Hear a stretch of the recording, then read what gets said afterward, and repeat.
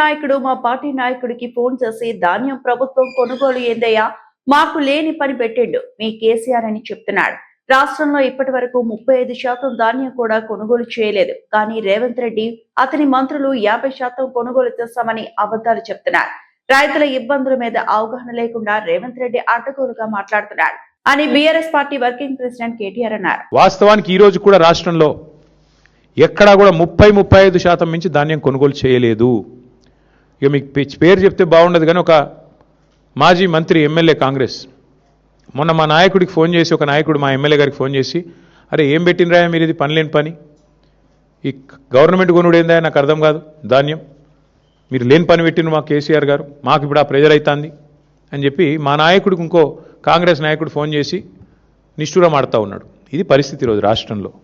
ముఖ్యమంత్రి గారేమో 80% కొనేసిన అంటాడు, మంత్రి గారేమో 50% కొన్నా అంటాడు. మేము చూసినాం క్షేత్రస్థాయిలో. వాస్తవానికి ఈరోజు ఏ ఒక్క సెంటర్లో కూడా ధాన్యం కొనుగోలు కేంద్రాలు సరిగ్గా పనిచేయడం లేదు.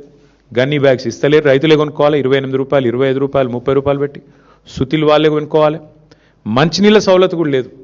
ఇంకా మీదికెళ్ళి వెయిటింగ్ ఛార్జీలు కూడా రైతులే కట్టుకోవాలి. ట్రాక్టర్ లోడ్ చేసుకొని వస్తుండ్రు పాపం.